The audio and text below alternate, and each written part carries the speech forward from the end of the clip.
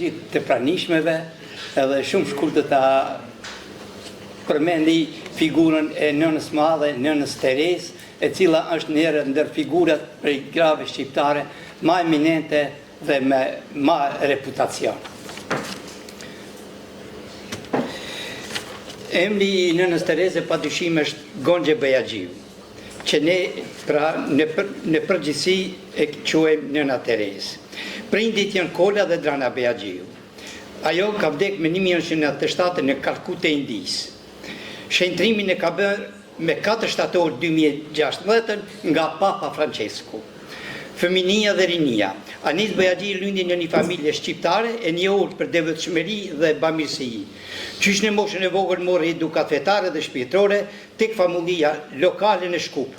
Baba i saj, Kol Bejaxhiu, ishte veprimtar shoqëror, ndërsa nëna Drania ishte e njohur për zemërgjësinë dhe ndihmën ndaj të varfërve. Pas vdekjes së babait, kur Aneza ishte vetëm 8 vjeçe, familja u shpall me vështirësi, por nën Drania mbeti shembull i karakterit të fortë dhe filantropisë.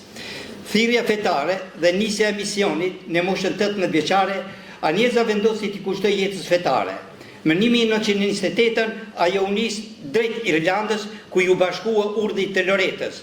Atje mori emrin motra Tereza, ndër një motën në nderit të Shën Terezës të tani quhet.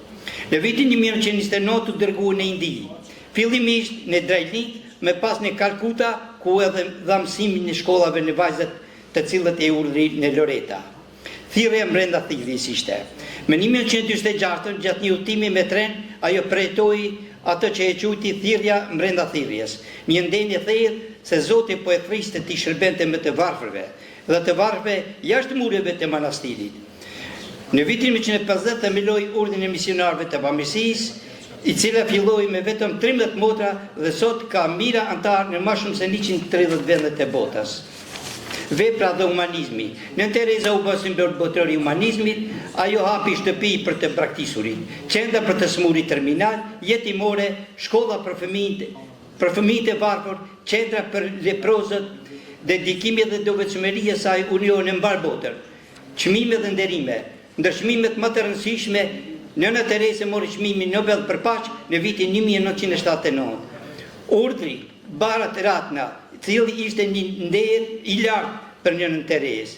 Medalja presidenciale e lirisë ju dha në Shtetet e Bashkuara të Amerikës. Shumë tituj deri në vende të ndryshme, derisa i pushoi jeta saj. Nëna Terezë vujti nga problemet të ndryshme të zemrës në vitet të jetës saj, ajo ndroi jetë me 5 shtator 1997 në Kalkutë. Funerali i saj ishte me nderime të mëdha shtetërore dhe mbar bota i dha lamtumirën një prej figurave më të mëdha humanitare të shekullit 20. Me 2016 u shpall e shenjta nëna Terezë. Pra me kaq mbaroi biografia e nënës Terezë. Ju faleminderit. Faleminderit.